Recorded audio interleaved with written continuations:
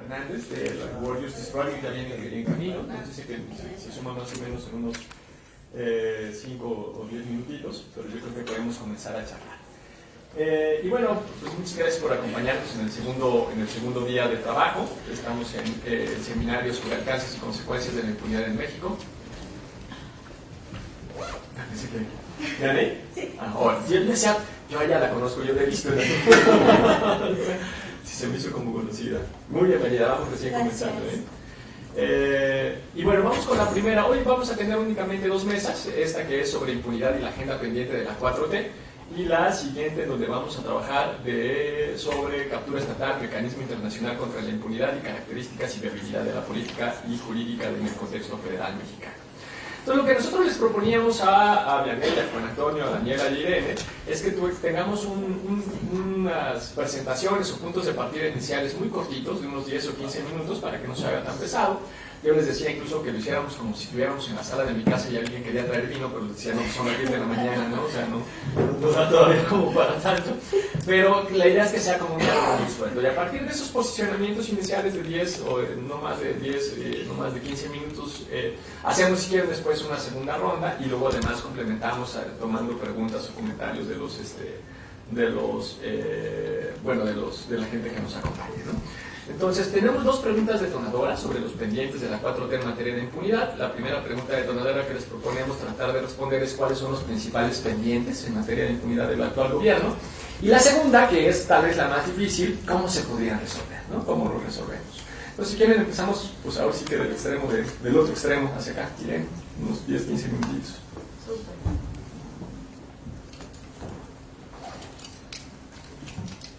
Pues muchísimas.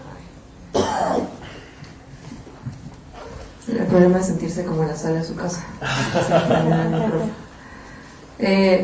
La verdad es que esta mesa es una mesa, en este momento para mí siendo mujer, que creo que es difícil hablar del tema, ¿no? Creo que sí tenemos que hablar no solamente de todos los pendientes que hay en el tema de impunidad, sino los temas tan pendientes en esta administración respecto a la impunidad en temas de violencia de género.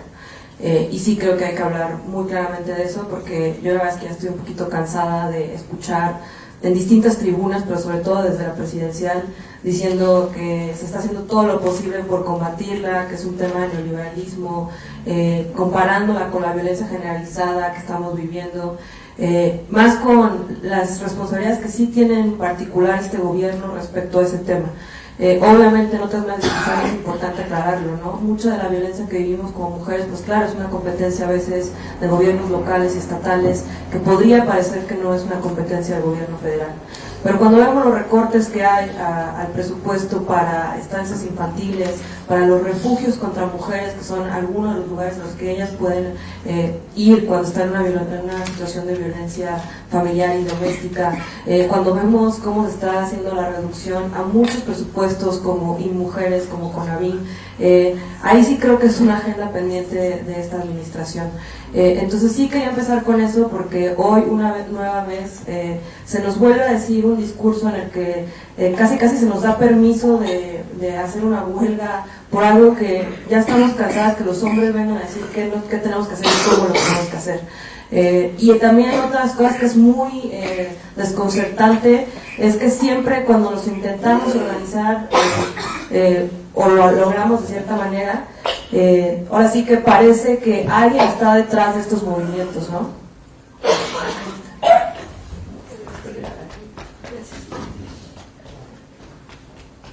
Es que si está peor esto de la impunidad, no creen.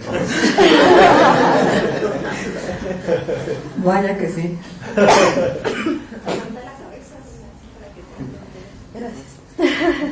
Bueno, les decía, como nada más y intentar, nos logramos organizar, logramos hacer un movimiento y ahora resulta que los conservadores están detrás de nosotras. Y no porque no se quieran, obviamente también lo hemos visto, ¿no? En muchos movimientos de distintos tipos que se intentan colgar de esto. Pues es importante decir que es algo de lo que ya hay que hablar y es urgente. Yo siempre he reconocido, y lo digo, sí hay una situación generalizada de violencia e impunidad en el país, es muy preocupante, pero si no diferenciamos los distintos fenómenos de violencia e impunidad que estamos viviendo, no vamos a poder hacer ni políticas públicas ni análisis correctos para poder hacerles frente. Entonces sí empezaría por ese lado, ¿no? Y ya para hablar un poquito más general de otras cosas, sí creo que una de las cosas pendientes definitivamente de este gobierno tiene que ver con la política criminal, que sí es una competencia exclusiva del Ejecutivo respecto a cómo se va a tratar los distintos delitos que están aconteciendo en el país. Una de las cosas que vemos año con año es una excesiva concentración de esfuerzos y presupuesto en el área de seguridad pública, por no hablar del siguiente punto de seguir metiendo fuerzas armadas en elementos de seguridad pública cuando han demostrado año con año que no solamente no reducen la inseguridad que estamos viviendo, sino que son ellos mismos generadores de nuevas violencias y de otro tipo de impunidad. Pero regresando al punto en el que había empezado, que se concentre el presupuesto y la atención solo en la seguridad pública, cuando sabemos de hecho que el problema de impunidad en este país tiene que ver con una falta de articulación entre los distintos actores del sistema. Por más que nos concentremos en crear una Guardia Nacional, mejores policías municipales, mejores policías estatales, si estos cuerpos no se articulan con las labores del Ministerio Público de Procuración de Justicia a nivel estatal, no vamos a poder salir del atolladero de impunidad en el que estamos, se los aseguro. Y otra cosa que también me preocupa mucho respecto a este tema, en el tema de esta actual administración, tiene que ver con este intento de creer o hacernos creer que el problema de la impunidad se puede resolver creando más leyes. Yo siempre lo que lo digo y lo pongo de una manera muy explícita para ver si así generamos como la incongruencia que esto representa. En un país en el que el gran problema que tenemos es que no se respetan las leyes, quieren crear más leyes para que esto empiece a cambiar. Esa es una completa incongruencia. La única manera que se empiecen a respetar las leyes en este país es, uno, enfocándonos en el proceso de políticas públicas, de lo que se requiere para realmente implementar las leyes que tenemos, y dos, sancionando a los funcionarios que no hacen bien su trabajo. Porque también en ese trabajo nos tenemos que meter.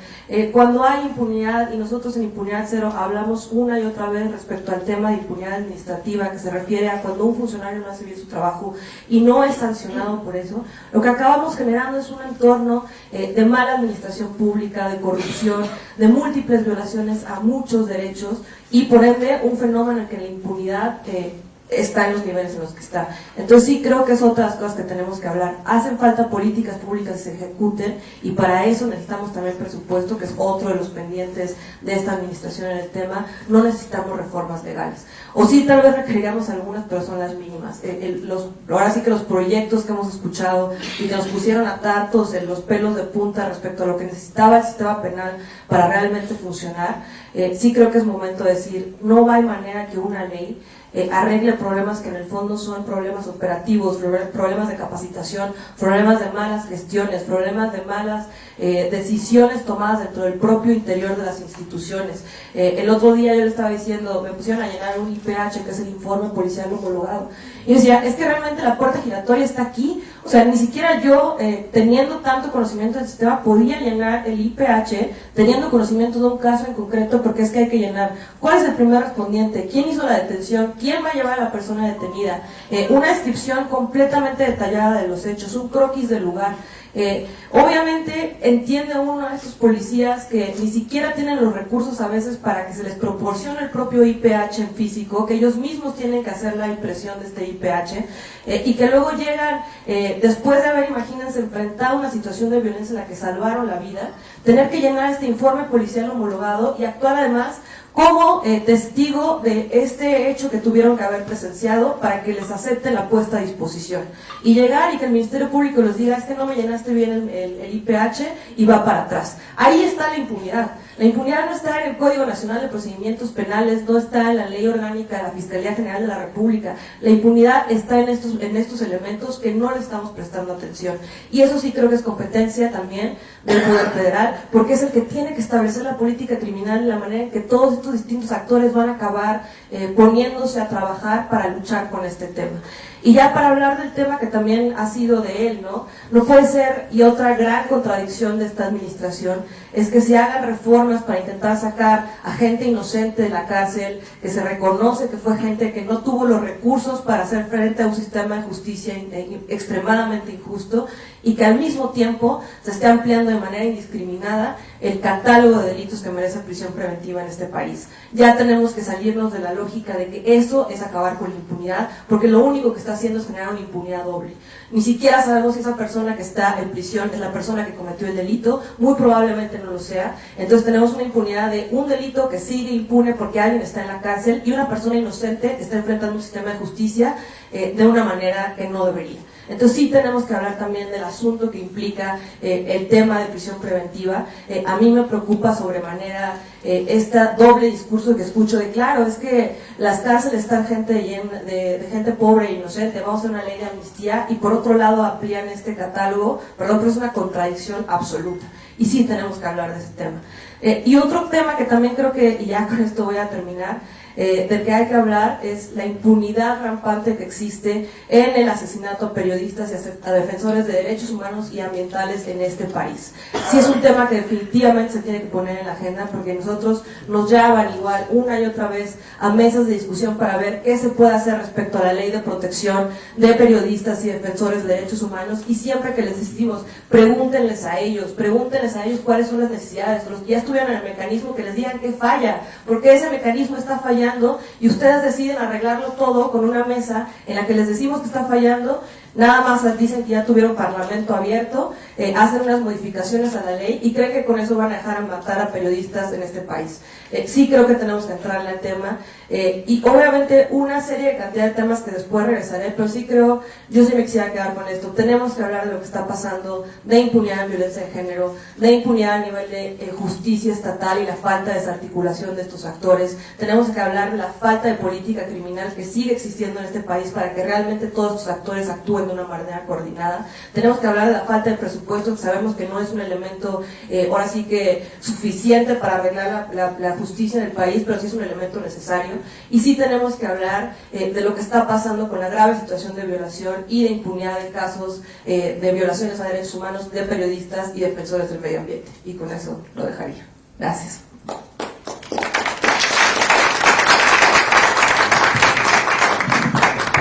Muchas gracias, Irene. Bueno, lo que no comenté es, Irene es la directora general de una organización que se llama Impunidad Cero, y ahora justo le daré la palabra a otra directora general, a Daniela Malpica.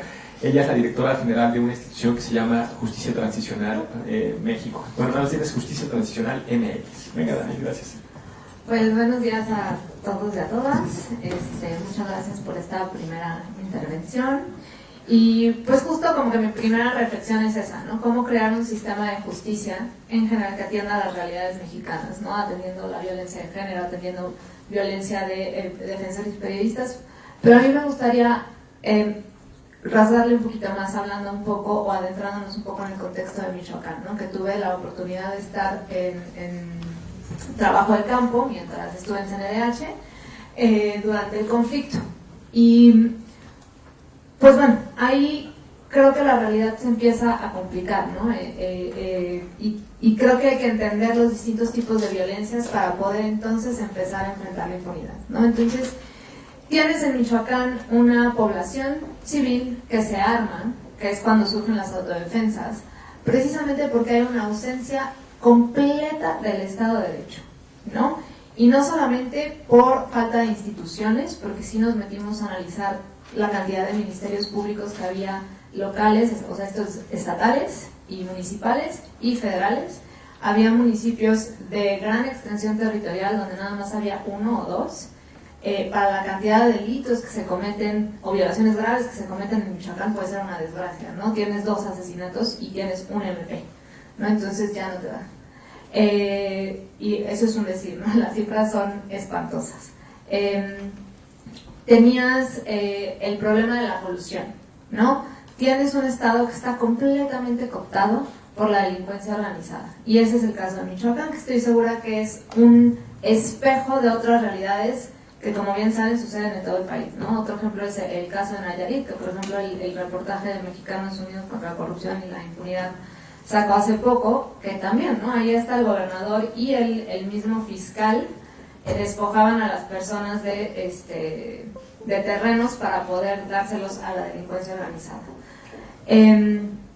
Tienes casos, por ejemplo, hablando de violencia de género, en la que ya no nada más estamos hablando de violencia de género en nuestras casas, o sea, familiar, o en la vía pública de nos mataron en la calle porque íbamos pasando y nos asaltaron, ¿no? Estamos hablando de violencia de género en casos de conflicto en donde están utilizando a las mujeres como arma de guerra, ¿no? Y esta diferenciación de violencias ni siquiera las estamos midiendo, ¿no? Empezamos a tener cifras de que a las mujeres nos están empezando a matar mucho más y se dispararon los asesinatos de mujeres en la vía pública, pero no existe esta diferenciación, este relato que realmente nos permita distinguir cuáles fueron asalto o cuáles fueron yo le fui a cobrar la extorsión a tu papá, a tu pareja o a tu hermano, no me la pagó y entonces te secuestro, te violo o te mato, ¿no?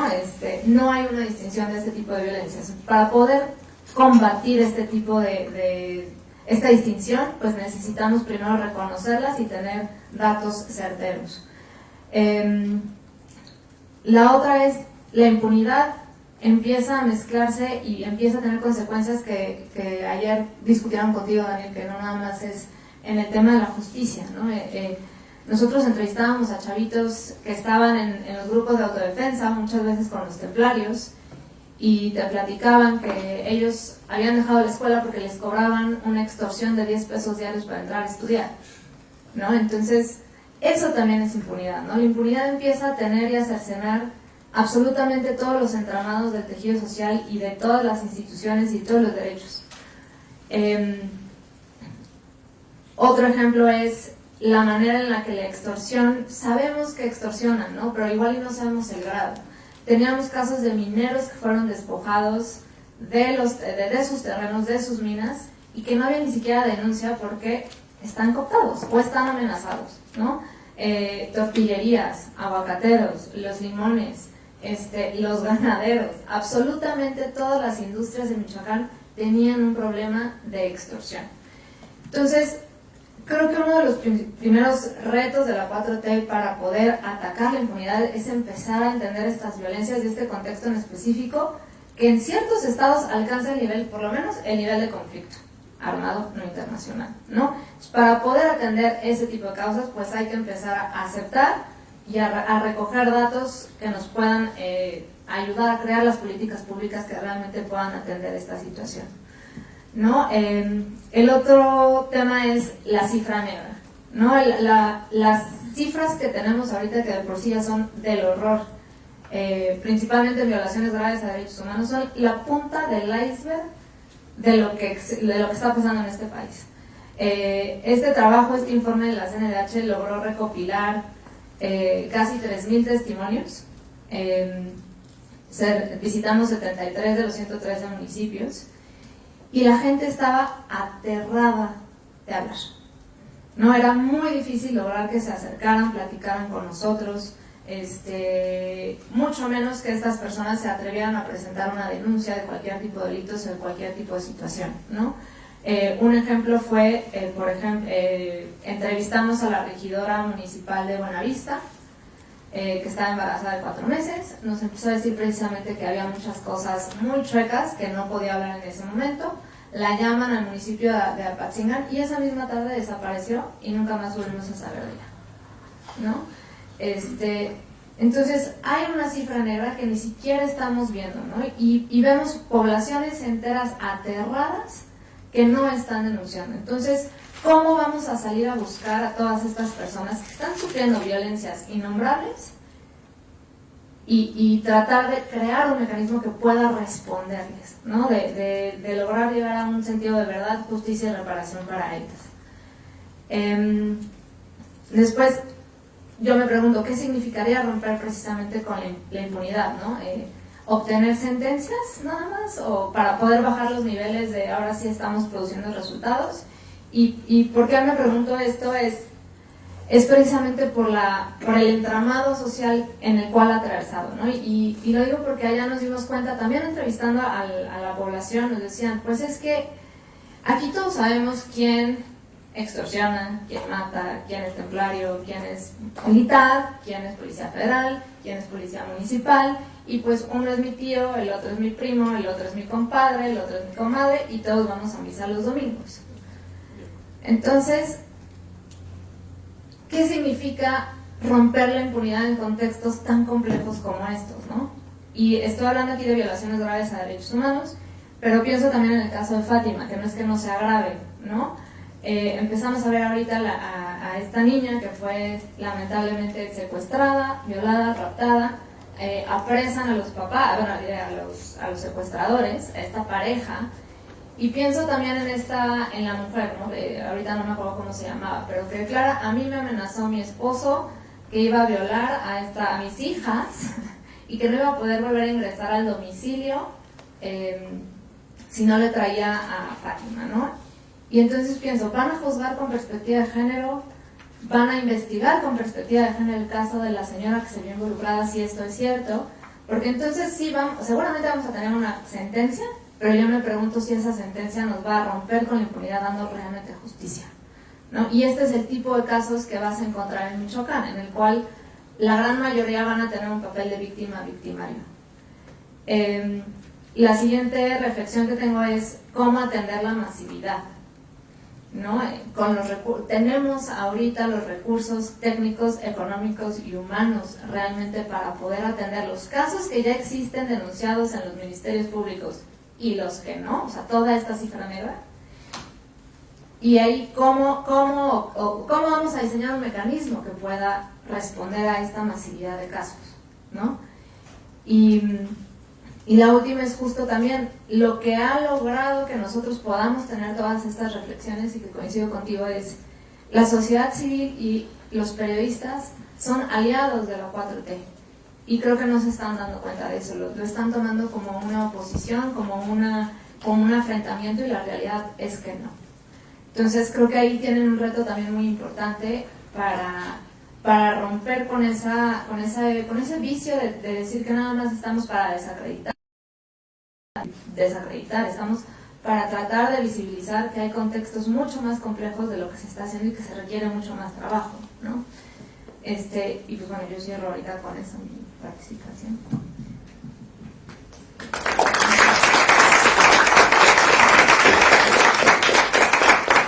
Vamos a tener que hacer después una sesión de contención, ¿eh? Tenemos que cerrar con algo más o menos positivo, creativo, ¿no? Para que no termina muy deprimidos, digamos, saliendo de aquí. Bueno, en la siguiente mesa vamos a proponer cosas. En la siguiente mesa vamos a proponer cosas. Le voy a dar la palabra a Juan Antonio Olifén. Juan Antonio es el director de... ¿cómo se llama el instituto? Siempre me equivoco. Centro de Impunidad y Justicia, donde se elabora el índice general de impunidad en la UNLA en Puebla. Adelante, Juan Antonio, gracias. Muy buenos días a todos. Muchísimas gracias, Flaxo, Daniel, por este esfuerzo y la posibilidad de abrir un diálogo sobre el tema de impunidad y los esfuerzos para tanto medirla como para discutir las posibilidades de enfrentarla en un contexto de impunidad tan generalizada y extendida en diferentes ámbitos. Cuando vi las preguntas y además, bueno, a partir de la discusión que tuvimos ayer, decidí hacer una serie de reflexiones generales sobre un par de temas que me preocupan con relación a la forma en que se está proyectando la comprensión de la impunidad y la perspectiva con la que se le quiere enfrentar en esta administración. Creo que la impunidad, coincido con el enfoque de Daniela, pensar la impunidad nos tiene que llevar a discutir el componente institucional y al mismo tiempo el componente de desintegración social, de ruptura tan complicado que nos está rebasando en muchísimos sentidos. Yo me quiero quedar nada más con la parte institucional en este momento y invitar a una reflexión, una serie de preocupaciones sobre qué hacemos para contenerla cuando hablamos de la idea del Estado de Derecho. Y en ese sentido, gustaría hacer el juego con un poco a partir de una serie de discusiones que salieron ayer, que es, a final de cuentas, esta dinámica es un juego entre instituciones y resultados. Para la población, cuando tenemos 30 millones de víctimas en promedio cada año, de acuerdo a INEGI, si es que lo estamos contando bien, 20 y tantos millones de hogares que sufren delitos, y 30 millones de víctimas, pero solo considerando mayores de 18 años. Hay una falla fundamental en INEGI que no estamos considerando jóvenes y niños, por ejemplo. Realmente para la población el problema en este momento es el resultado. ¿Cómo les garantizamos seguridad, justicia, calidad de vida y Adicionalmente está todo el problema de la desintegración de sus comunidades, el miedo. El tema es resultados. Para las autoridades el tema es cómo damos resultados dado el problema institucional, las incapacidades, el colapso del sistema de seguridad y justicia que estamos viendo, ¿no? ¿Cómo logramos conectar y discutir el problema de la vinculación entre el tipo de instituciones, procesos, políticas, mecanismos, todo lo que involucra la parte de instituciones que tiene que ver con lo que World Justice Project, por ejemplo, mira en términos de Estado de Derecho y lo que estamos esperando en términos de resultados? Se me ocurrió un poco regresar a algunas reflexiones más abstractas. Y John Rawls, en su teoría de la justicia, hace algo parecido, cuando se pregunta cómo vinculas la aspiración de la sociedad a la justicia a través de principios y reglas de justicia con el resultado que es algo justo. Justicia como procedimiento, la justicia como resultado. Déjenme hacer una serie de reflexiones sobre tres formas que la pensaba y después me gustaría plantear una serie de escenarios que me preocupan con lo que estoy viendo. En primer lugar, Rawls nos decía que hay algo que se llama justicia procesal pura. ¿De qué depende la conexión resultados-instituciones? La justicia procesal pura es, podemos evaluar los resultados solo sí y solo sí si los vinculamos a las instituciones, pero las instituciones a su vez a principios de justicia casi kantianos. Algo muy difícil de lograr en la realidad. O sea, no solamente requieres instituciones eficientes, requieren ser justas en términos de principios primeros, y además los resultados tienen que ir perfectamente conectados. Tienes que garantizar además justicia. Eso funciona en teoría ideal, no en la realidad. El segundo proceso le llama él justicia procesal perfecta. Y ahí el tema es más bien, quiero este resultado, creo un mecanismo ad hoc. Y él pone un ejemplo típico de quiero distribuir un pie y tengo que crear un mecanismo y diseñarlo perfectamente orientado al resultado. También suena muy bien en teoría, es imposible lograr en la vida real porque la justicia es mucho más complicada. No puedes lograr mecanismos puntuales pensando en el resultado. Pero ojo, en ocasiones la población desesperada por resultados, cuando le dices estamos creando este mecanismo, está pensando en esos términos. Este mecanismo, esta institución, me va a dar este resultado. Y ya desde ahí tenemos un problema de perspectivas y expectativas. Algo que ha ocurrido con la implementación del sistema penal, está ocurriendo con el debate de la justicia transicional, por ejemplo. Pero bueno, yo creo que también es irreal. El otro tema, y al que Rawls aterriza, es podemos pensar en buenas instituciones, eficientes, efectivas, bien estructuradas, de acuerdo a principios, que van a generar resultados. No siempre. Esos son los tres modelos. A esta última le llama imperfecta. Me gustaría centrarme en esa y pensar en cuatro perspectivas. La primera, ¿dónde estamos? La primera es, tenemos instituciones atroces, sin capacidades, mal diseñadas, permeadas, capturadas en ocasiones, con corrupción, con problemas de actitud o voluntad de operadores o de capacidad cuando sí tienen voluntad.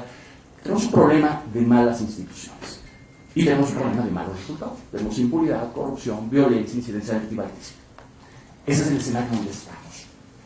¿Hacia dónde tendríamos que movernos? Un poco la aspiración sería, por lo contrario, lo que estamos pensando es en instituciones bien diseñadas, guiadas por principios tal vez no tan puros y abstractos, pero sí los principios rectores de la idea del Estado de Derecho democrático, incluyente, que tengan recursos, capacidades, que se traduzcan en políticas públicas, mecanismos de evaluación, y que nos van a dar resultados justos, tal vez la mayor parte de los casos. Esa es la Noruega de la que hablaba ayer Daniel, y a la que en principio, cuando medimos, decimos, es que queremos más nosotros acercarnos a no estar por encima de la media. Bueno, esos son. ¿Qué ha ocurrido? Yo creo que nos movimos en un escenario en los últimos años, donde lo que sí hemos puesto el acento en la discusión en instituciones y mecanismos. El debate de tener mejores mecanismos e instituciones. De ahí viene la reforma de 2011 en materia de derechos humanos, viene el sistema penal, viene la consolidación de la autonomía de órganos constitucionales autónomos, transparencia. Esto es, queremos mejores instituciones. Pero tenemos un problema. En este escenario no necesariamente hay resultados. Vemos en VIP, vemos la incidencia y no necesariamente hemos tenido resultados. En parte porque el tamaño del problema es descomunal. Desde ahí ya tenemos un problema.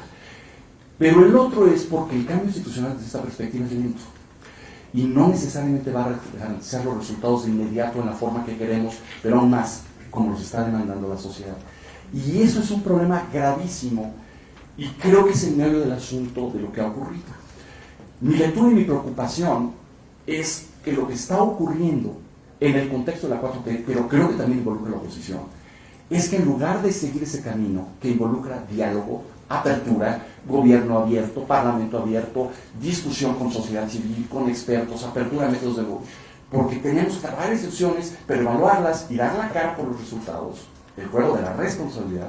Por el contrario, nos movimos a un eje donde decimos, importan los resultados sin importar las instituciones. Y ahí es donde entramos a la cuestión de arraigo nuevamente, prisión preventiva oficiosa, vamos a ampliar el catálogo de las penas, feminicidio, pues aumentamos a 500 años la pena. Ayer discutimos que además va a haber pena de muertes para quienes asesinen a niñas previamente. Podemos asesinar en este país con pena de muerte a quien queramos, porque no importan entonces las instituciones, lo que queremos es que se vea que hay un resultado. Luego ya nos ha demostrado que no da resultados, pero vendemos el supuesto cambio institucional radical como si fuera un resultado en sí. Y eso es muy peligroso. Y eso me preocupa profundamente porque implica dar marcha atrás a procesos institucionales que, es verdad, han dado resultados lentos y la sociedad está desesperada. Y tiene razón en estar. Pero nos estamos desviando hacia un camino que en el pasado no ha funcionado, que vende bien. El populismo punitivo puede tener, es más seductor en términos electorales, y es un juego que están jugando no solo el de la 4T, a los gobernadores les gusta, porque es un juego donde hay menos rendición de cuentas y la gente se siente satisfecha de decir, va a haber pena de muerte. Pero no puedes ni siquiera liberar un orden de aprehensión correctamente y dices, eso a mí me preocupa, porque más que controlar y acabar a la corrupción, a la impunidad y garantizar acceso a la justicia, estamos generando ciclos de violencia e impunidad constantes sin generar los instrumentos institucionales lentos sobre los cuales tendríamos que estar apostados. Finalmente, hay otra que me preocupa. No solamente el escenario por el cual se está apostando, hay otro. Hay la tentación de no solo jugar en el juego de la justicia procesal imperfecta, donde instituciones y los resultados. Ahora resulta que también estamos regresando a la idea de justicia procesal pura, donde un conjunto de principios nos pueden garantizar. Las cartillas morales, las constituciones morales, se moraliza como... Perdón, ese es un camino en una sociedad plural, donde hay una sola concepción del bien y donde hay tal cantidad de víctimas. Tenemos que seguir apostando por el camino difícil de crear instituciones, mecanismos y evaluarlos con relación a soluciones que van a ser lentas. Y aún así, nos estamos quedando sin ver el otro mundo, pero tal vez estamos creando las condiciones para enfrentarlo mejor en el mediano plazo. El problema es, convence a una sociedad que vive en el horror, en la victimización, en la doble victimización, que esto debe pasar por instituciones que dan resultados lentos. Es un dilema bien complicado y creo que está en el corazón de la impunidad. Yo me quedaré aquí. Muchísimas gracias. Al contrario, Juan Antonio, muchísimas gracias a ti. Y bueno, vamos a cerrar esta primera ronda con Yaney Fernández. Ella es investigadora de justicia penal del World Justice Project. Y nos va a poner una presentación. Venga. Tómate tu tiempo, Gracias. Buenos días. Yo quisiera abrir mi participación diciendo que, como Luis Videgaray, de corazón vine a aprender. Soy relativamente nueva en estos temas. Entonces, bueno, dicho esto, quisiera iniciar con una pequeña idea que ha estado rondando, al menos durante el último año en mi cabeza, sobre qué es la justicia y su correlato, qué sería entonces la impunidad. Habiendo platicado con personas muchísimo más expertas que yo, llegué a la conclusión de que la idea de la justicia pasa por rendir una explicación a la ciudadanía sobre los hechos, hechos delictivos, qué fue lo que le pasó, y también darle una explicación de qué es lo que va a hacer la autoridad al respecto. Por lo tanto, entonces la impunidad es la ausencia de esa explicación, y al no saber qué es lo que está pasando, no tenemos herramientas para combatir este fenómeno. Yo no los quiero deprimir con argumentos, sino con imágenes. Entonces, el día de hoy les traigo esta gráfica elaborada a partir de los datos de MIPE desde su primera emisión hasta la más reciente de 2019. Y quiero que vean que toda esta masa gris es todos los delitos que se han reportado por personas mayores de 18 años, al menos en los últimos 9 años. Esta franja amarilla representa todos esos delitos que sí fueron avisados a la autoridad ministerial y que se les inició una carpeta de investigación. Más o menos del promedio histórico debe de estar entre el 7 y el 8%. Pero aquí no hay una explicación todavía. Esta franja roja representa todos esos delitos que sí fueron judicializados o que sí pasaron por un acuerdo reparatorio. Es decir, este reto no nada más es de la 4T, sino que es algo que venimos arrastrando desde hace muchísimos sexenios. No nos están pidiendo que expliquemos el área gris, nos están pidiendo que expliquemos qué es lo que la autoridad sí conoce. Y es ahí en donde me atrevería a pensar con mucho optimismo que sí hay un margen de actuación, que sí podríamos comenzar a dar los pasos para poder abatir la impunidad. Y es pensar de forma inversa cuál es la función del Ministerio Público, tanto local como federal, ante todas esas personas que van ante ellos exigiendo una explicación. Y esto pasa, retomando el punto de muchos de mis compañeras aquí presentes, en la capacidad de la adopción de capacidades técnicas, una fuerte inversión tanto en infraestructura, pero también en formación de personas especializadas para investigar. Y además esto debe de estar cubierto por un plan de persecución criminal, porque no es lo mismo combatir el robo a celular en el transporte público que hablar de algo mucho más delicado como puede ser violencia familiar. Creo que ese es el primer paso de la 4T. Tiene que comenzar a dar explicaciones a todos los ciudadanos que tocan a sus puertas. El segundo paso consiste en saber si efectivamente esa explicación, aunque quizás sea la que la ciudadanía no desea, puede comenzar a ser satisfactoria. Me explico. Esto es violencia familiar en Ciudad de México, con datos del INVIE. Más o menos, 1 de cada 3 mujeres ha sido violentada alguna vez en su vida, de acuerdo a la tipificación del Código Penal de Ciudad de México. De estas mujeres, solamente 2% se acercan a la autoridad ministerial. Y de 10 que se acercaron a la autoridad ministerial, solamente 1 tiene una solución. Y la solución es la judicialización. En un caso como violencia familiar, debemos también de comenzar a preguntarnos si realmente lo que queremos es que la persona termine ante un juicio o si queremos más bien preservar a la víctima de un peligro potencial.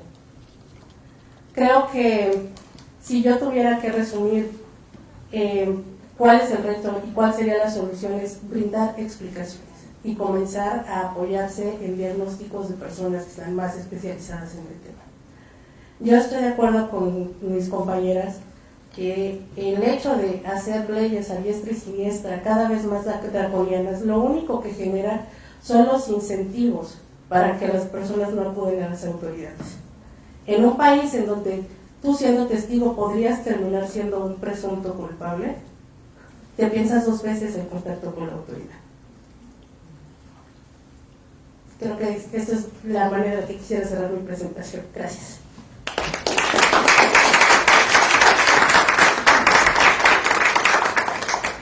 Muchísimas gracias y gracias a todos, además porque se ciñeron un montón en el tiempo, entonces les voy a poder aventar un rollo.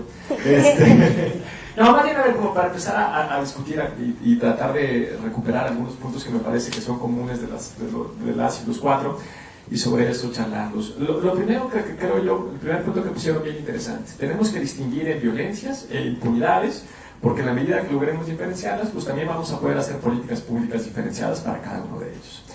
La pregunta sería, ¿qué criterios utilizamos para establecer esas diferencias? Y a partir de esos criterios, considerando también, como lo dijeron varios de ustedes, que pues el problema es monumental, no solamente qué criterios, sino pues por dónde empezamos. O sea, a partir de los criterios también, qué jerarquías, ¿no? Por dónde arrancamos, porque no vamos a poder, ya lo dijo muy bien Juan Antonio, esto en realidad nos va a tomar un montón de tiempo, no vamos a poder llevar esto más que a largo plazo, entonces, ¿por dónde comenzamos?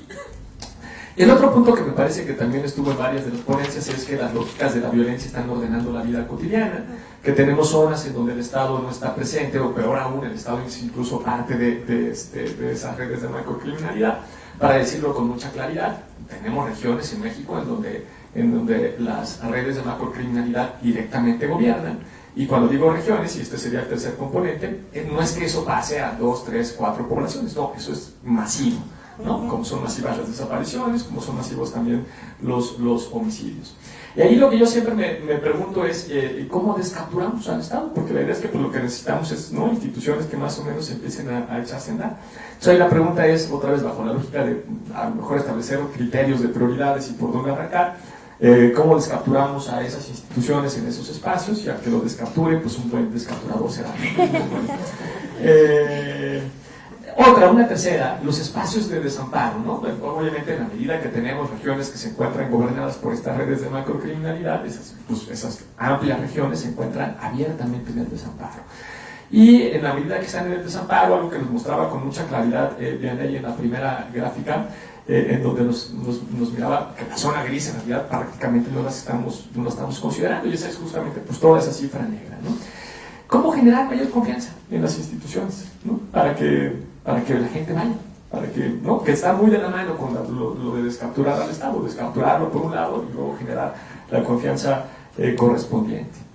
Y una última, Juan Antonio, de lo que tú estabas comentando, ¿no? Que tenemos instituciones, bueno, que tendríamos que buscar o tratar de alinear instituciones, procesos y resultados, que de alguna manera está vinculado con lo de arriba. Entonces, primero, pues obviamente descapturar a la institución, también poder darle algunos principios básicos de justicia que más o menos funcionen, que generen en ese sentido confianza, etcétera, etcétera. Y finalmente que hemos además trabajado durante mucho tiempo en esa elaboración de esas instituciones, hemos gastado dinero, tiempo, ¿no? Las cabezas más importantes de México han estado pensando en eso desde la transición a la democracia y no vemos ningún resultado. Y tú asegurabas, me parece, con mucha fuerza que tenemos esas instituciones. Yo te tendría que preguntar, ¿tenemos de verdad esas instituciones? ¿No? ¿Y dónde queda la clase política, además, en ese encuadre de instituciones, procesos y resultados?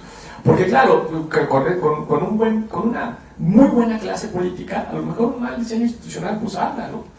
Pero con un excelente diseño institucional y nuestra clase política, yo creo que cualquier cosa se arruina. Entonces ahí la pregunta es, ¿qué hacemos con esta clase política? ¿Hasta dónde el problema no es en realidad de instituciones, sino de nuestra propia clase política, y en ese sentido de simulación al interior de esas propias instituciones, por mejor diseño que tengan, ¿no? Que al final el mejor diseño que pueda tener, con la lógica de simulación que muchas veces vemos, pues eso no necesariamente va a echarse a andar. Y de la mano de cómo creamos confianza en esas instituciones, tú ponías un punto bien interesante, Juan Antonio. Cuando nosotros decíamos, yo tenía un seminario sobre populismo, buen gobierno y justicia social, en donde nosotros trabajábamos justamente la fortaleza que tienen los regímenes populistas para crear temas, para poner temas en la mesa, ¿no? Y decíamos que tienen que ser temas que obviamente generen pasiones, ¿no? Nadie se mata por el sistema métrico decimal. Y lo que nos propone un poco Juan Antonio es, bueno, lo que tenemos que pensar es cómo hacemos para que la gente se mate por la defensa de las instituciones. Y yo digo, eso a nadie le va a generar pasión a matarse por una institución. Yo creo que eso cuesta mucho trabajo, ¿no? En términos de elaboración de política. Ahí la pregunta, y preguntas un poco para todos y todas, en la lógica misma de cómo generamos confianza en esas instituciones, incluso cómo generamos confianza para que la gente salga a defender esas instituciones, como salió, por ejemplo, en Guatemala a defender a la CICIG o al Poder Judicial, o lo hizo también en Perú a defender el Poder Judicial, y que aquí en realidad eso pues, no pasa, ¿no? ¿Cómo podríamos hacer esa conversión? Digamos, no sé si es en términos de cultura de la democracia, no sé por dónde comenzar, pero por dónde tendríamos que hacerlo. Entonces les propongo que hagamos, obviamente no tienen que tomarlas todas, también se vale que si quieren charlar sobre algo que dijo alguna de ustedes o de ustedes, se vale. Entonces una segunda ronda, 5 minutitos, y luego pasamos a preguntas del público. En el mismo orden, te lo regreso. ¿Me pasó la compu? ¿Sí? Gracias.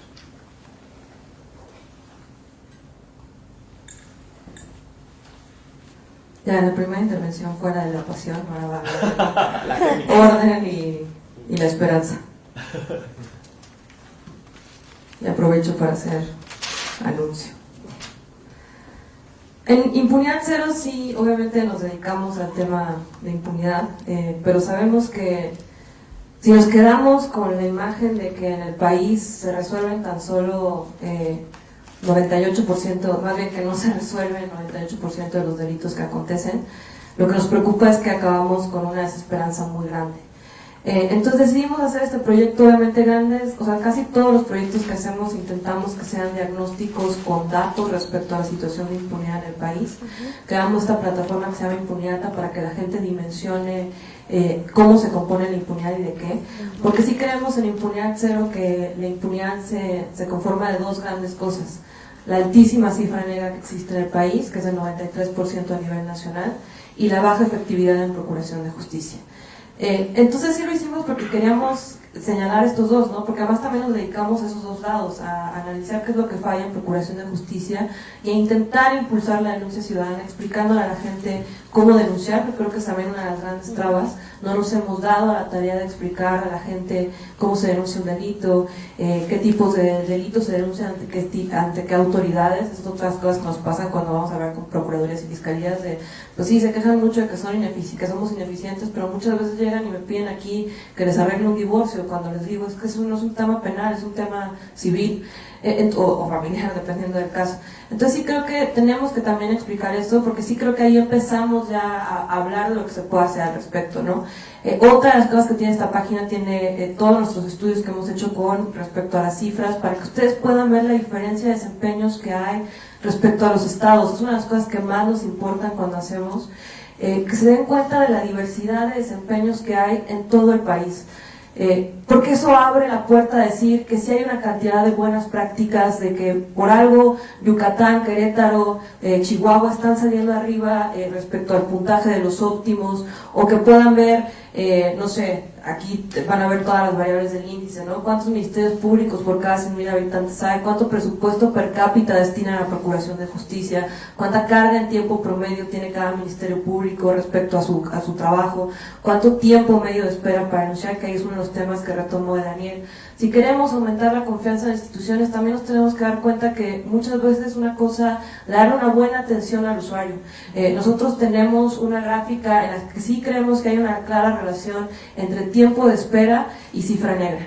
Entonces lo que estamos viendo es que como se tarda una persona tanto en ser atendida en un ministerio público, pues obviamente la gente no quiere denunciar.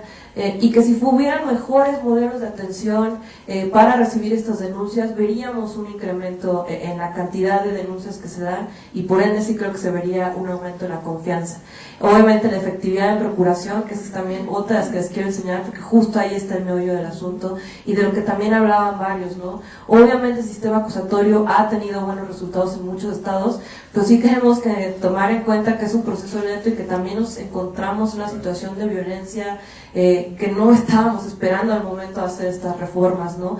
No es lo mismo la efectividad de procuración de justicia que reporta Guanajuato a la que vemos en estados como San Luis Potosí, como Guerrero. O sea, ahí es donde empezamos a ver estas diferencias tan abismales que nos señalan de que sí se pueden hacer las cosas de distinta manera. Y a eso nos dedicamos también en Impunidad Cero, ¿no? No queremos que la gente crea que no se puede hacer nada en la justicia de este país, porque sí se está haciendo y sí se puede hacer. Hay estados que han hecho grandes cosas con el sistema acusatorio.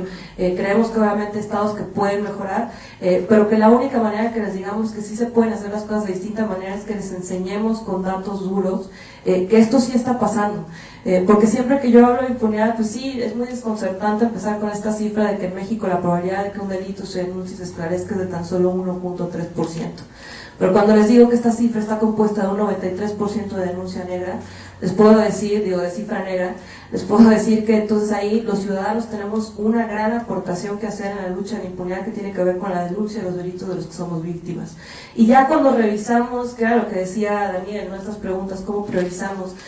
Pues sí, en el país, según el MIPE, año con año o el año pasado se cometieron alrededor de 33 millones de delitos. Pero ya cuando uno revisa el tipo de delitos que acontecen, se dan cuenta que muchos no son estos delitos de alto impacto que siempre tenemos en la cabeza, ¿no? Sí hay una cantidad de una grave crisis de homicidios dolosos, pero también son crisis de homicidios dolosos que podríamos identificar las zonas en las que están. Y eso nos va a empezar a dar como una idea de cómo empezar a hacer esta priorización, no solamente por estado, sino como país, ¿no? Hablando de esta mesa, pues claro, a cada estado le corresponde crear su propia política política de persecución penal, pero eso se tiene que salir de la política de persecución penal que estipula la Fiscalía General de la República, y después de revisar el documento que presentaron al Senado, pues ahí es donde nos quedamos con un poquito con esta desesperanza, porque decimos, no puede ser que su diagnóstico sea con base, o sea, primero dicen, no tenemos la cantidad de los sistemas de información para generar información clara respecto a la violencia en el país, pero sí nos vamos a dedicar a priorizar estos delitos con base en esta información de estos sistemas informáticos que ya dijimos que no están funcionando. Otra de las cosas que dicen, ¿no? Pues sí, nosotros tenemos el afán de hacer esta política de persecución penal, pero todo depende del presupuesto que nos den, entonces no nos podemos realmente comprometer a luchar contra el crimen en este país, porque si no nos dan el presupuesto, es como decir, para eso es una política de persecución penal. Digo, obviamente vamos a luchar porque haya dinero, pero una política de persecución penal está hecha para tener claridad de que, pues sí, cualquier recurso financiero y humano es finito y que se tienen que priorizar los delitos a los cuales se le va a dar atención respecto a la persecución penal y cómo se va a atender ese tipo de delitos, ¿no? Ya nada más para acabar esta intervención, una de las cosas que también vemos en Impunidad Cero y que nos duele muchísimo respecto a este índice de procuradurías y fiscalías tiene que ver con el porcentaje de sentencias menores de 3 años. Y lo medimos por una clara razón, porque si uno ve en un estado un alto porcentaje de sentencias de menos de 3 años, lo que nos está hablando es que el sistema penal está enfocándose en resolver los delitos de bajo impacto, que lo que sí están sancionando y que obviamente por el tipo de sanción que dan pudo haber sido resuelto por un mecanismo alternativo de solución de controversias o por algún tipo de justicia alternativa, que están destinando los escasos recursos del sistema penal a perseguir delitos como el robo en tienda, cuando para eso se hizo también el sistema acusatorio. Entonces todavía tenemos muchos estados que tienen una cantidad de sentencias de menos de 3 años que realmente lo que nos dicen es están persiguiendo delitos de bajo impacto cuando podrían dedicar los recursos que tienen para perseguir los delitos que tanto nos duelen como mexicanos, como homicidio doloso. Entonces yo sí me quedaría ahí, sí creo que eso creo que es una de las cosas que podemos hablar, ¿no? Y otras cosas que dijimos ayer, y ya con esto cierro, otras cosas importantes y que nosotros también intentamos hacer en Impunidad Cero, y que creo que es la manera de hacer esto popular o más como que la gente se meta, es que tenemos que hablar de las historias de impunidad detrás de esto, tanto de las víctimas como de los operadores del sistema. Yo sí creo que gran parte de la impunidad, y lo decía ayer, viene de una falta de empatía entre los distintos operadores del sistema que no saben ni las condiciones, ni lo que implica hacer su trabajo, y que es muy fácil, sí, que el policía le eche la culpa al Ministerio Público, que el Ministerio Público le eche la culpa al policía, y que el juez le eche la culpa al Ministerio Público y al policía, pero al final los que acabamos afectados en esto somos todos, cuando sí tendrían que ponerse de alguna manera de acuerdo para trabajar de mejor manera.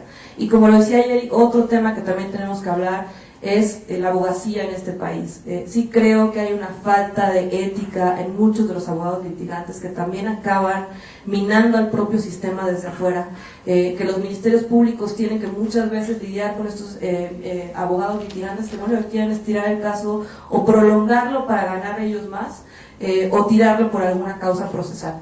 Entonces sí creo que ahí lo pondría, y que si empezamos a discutir esto, sí creo que se pueden cambiar las cosas en este país, y definitivamente creo que ya muchos estados lo están haciendo, y que tenemos que ir a ver qué es lo que están haciendo bien para intentar replicarlo en el resto de los estados.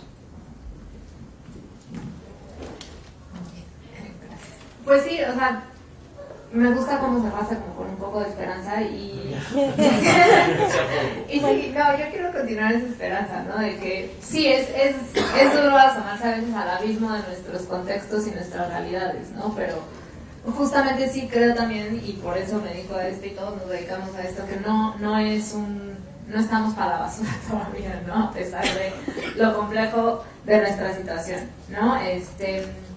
Para mí justamente yo encuentro la respuesta a cómo podríamos empezar a salir de este problema a través de la justicia transicional, ¿no?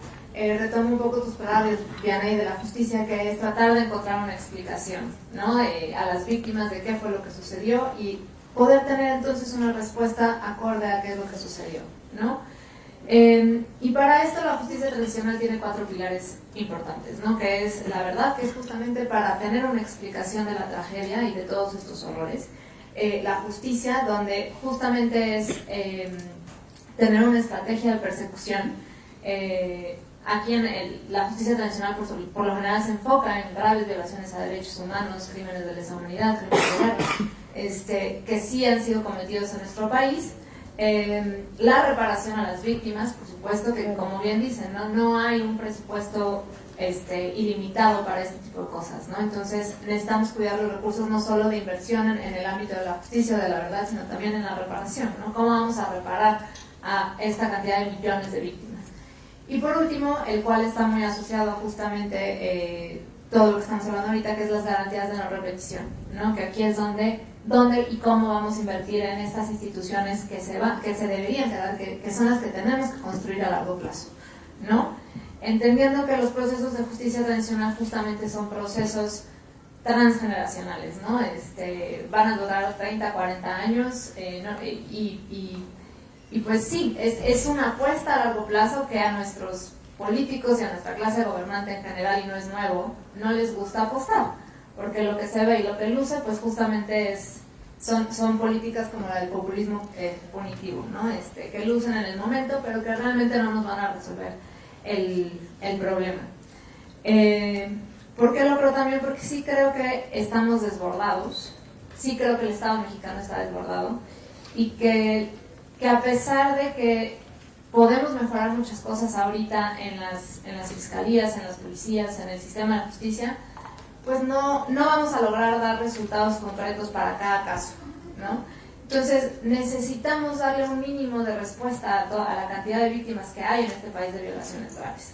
Y ese mínimo de respuesta probablemente lo vamos a poder encontrar en crearles un espacio donde tengan la posibilidad de ir a contar su relato, qué fue lo que les pasó, de poder decir, no te vamos a poder dar a la persona que probablemente desapareció a tu hijo, pero sí vamos a poder irnos por los máximos responsables que estuvieron ahí en la zona donde tú estuviste, y ellos sí van a tener una sentencia ejemplar, ¿no? Priorizar. Y creo que esto es justamente por qué salieron a defender a la CICIG, justamente porque tuvieron una estrategia de persecución de responsables y dieron ciertos resultados, ¿no? Este tema de manejo de expectativas es bien importante, ¿no?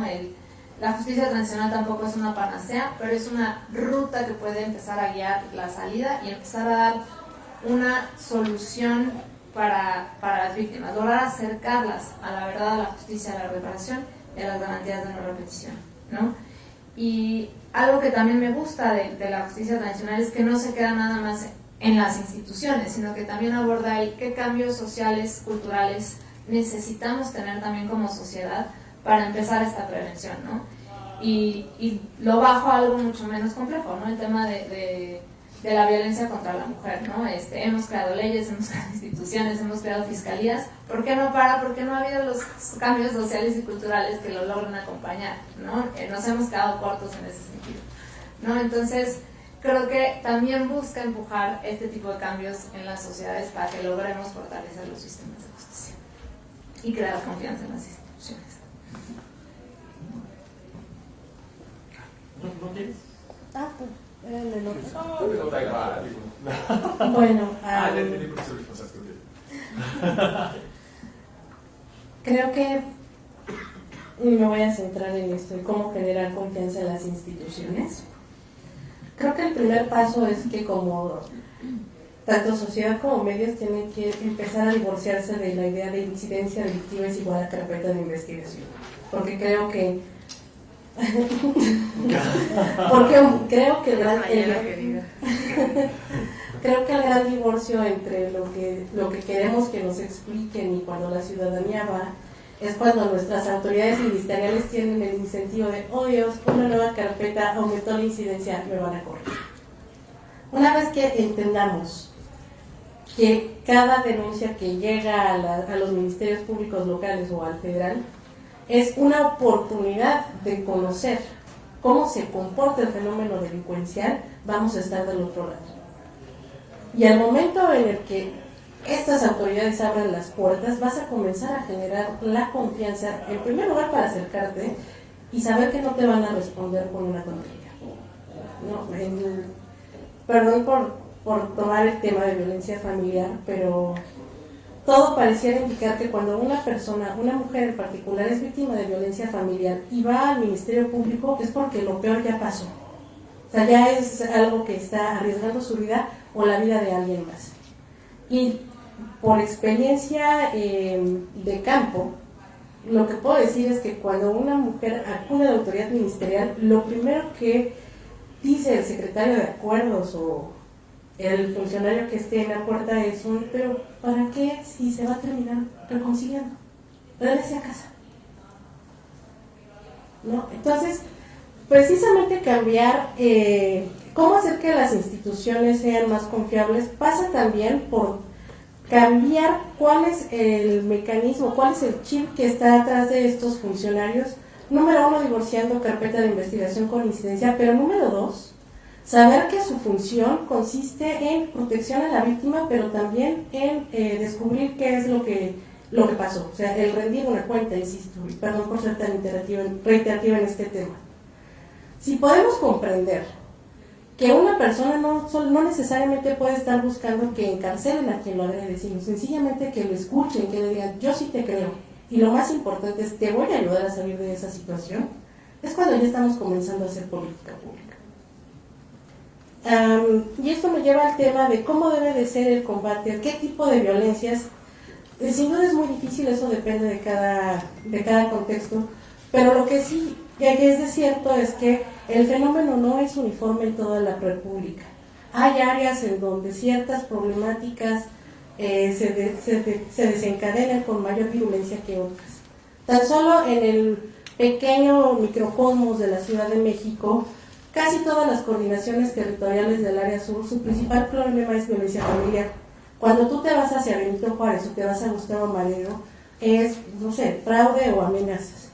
Esto, sabiendo que las autoridades cuentan con recursos finitos, que no tienen todo el tiempo del mundo para investigar, te permitiría seleccionar cuáles son los tiros más precisos para poder empezar a hacer una exploración por ejemplos, por decirlo así, y sí está dando la señal de estamos tardando, pero sí estamos dando respuesta. Creo que esto que hemos sido testigos en los últimos días con los casos trágicos de Fátima y de Ingrid, aunque tienen muchísimas fallas, al menos sí hay un acierto en todo eso. Nos está interesando y nos importa y queremos saber más a fondo.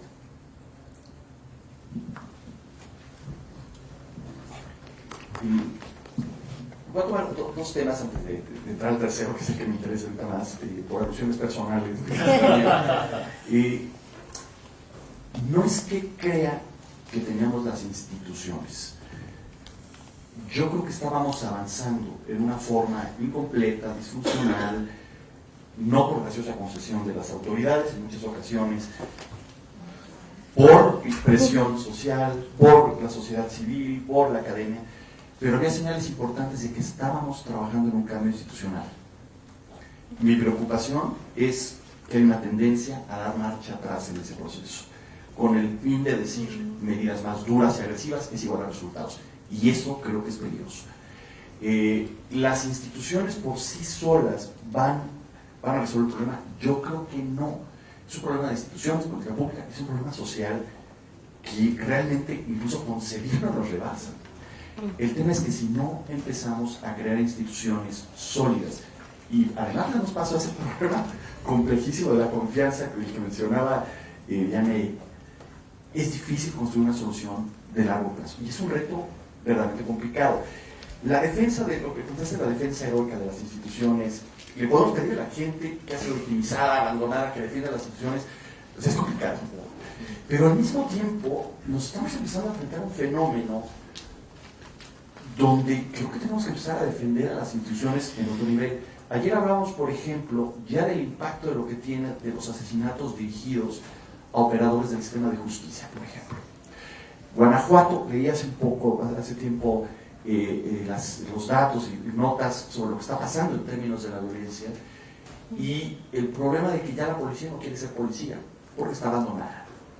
¿Quién va a hablar a nombre de la policía? ¿Quién la va a defender en su trabajo? Queremos seguridad, pero no estamos dispuestos a defender o a respaldar a las personas que le dan vida y operan a las instituciones y que no tienen capacidades. Ese va a ser un reto fundamental y que también en el abuso y la violencia que enfrentan estas personas están abandonadas, que hay otro tipo de impunidad. Hay un tema que me gustaría dar un giro y que tiene que ver un poco con la complejidad de lo que estamos enfrentando y nos regresa un poco a la discusión con la que abrimos y que se repitió ayer. ¿Cómo medimos qué tipo de concepto, qué tipo de aproximación. Yo voy más hacia conceptos no minimalistas, más amplios, ahí lo discutimos un poco. En el índice global de impunidad tomamos un concepto amplio que involucra seguridad, justicia, derechos humanos, es una apuesta riesgosa, pero ya para fines analíticos, dejando la medición, he estado trabajando, tengo argumento con la publicación que te compartí, de algo que he llamado el complejo de impunidad. Es algo todavía que estoy desarrollando, pero con lo cual creo que me preocupa acercar un poco a la dinámica mucho más amplia de los efectos políticos, institucionales y sociales de la impunidad, ¿no? En ese sentido, para entender las diferentes formas de impunidad, entiendo que la impunidad es un complejo político-institucional, un complejo que lo visualizo como una interacción de trampas sociales anidadas, y eso dificulta sobre el problema. Una trampa social es un problema de desempeño institucional, de falta de cooperación, donde los actores en forma reiterada obtienen resultados y desempeño ineficiente, pero además lo saben. Está diagnosticado y seguimos reproduciendo esos resultados por inercias, por falta de capacidades o por procesos de par dependencia. La impunidad es un complejo en ese sentido, donde hay tres trampas sociales bien complicadas. Tenemos una trampa social de desempeño institucional ineficiente. Institucional involucrando las instituciones de justicia, rendición de cuentas, pero también las instituciones políticas que tienen que crear esas capacidades. Sabemos que tenemos un problema, estamos respondiendo lento y además ahora decimos ir hacia atrás. Entonces, esa trampa institucional es bien delicada. Pero para entender la impunidad, hay una trampa de seguridad pública que no la podemos desprender. No hay forma de pegar a la impunidad si sigue creciendo el número de víctimas de la inseguridad, porque el sistema va a seguir saturado y con nuevos niveles de... Pero la trampa de seguridad tiene otras claves, tiene otros problemas, tiene otra dinámica, y es una trampa. Sabemos lo que ocurre, sabemos qué capacidades no tenemos, sigue creciendo la incidencia delictiva y seguimos sin generar capacidades. Cada sexenio desmantelamos sin diagnósticos para crear nuevas cosas. La Guardia Nacional, como en su momento fue, le entregamos a Gobernación la seguridad, y ahora pues yo no sé qué van a hacer en el siguiente, militarizamos, desmilitarizamos, no tengo idea.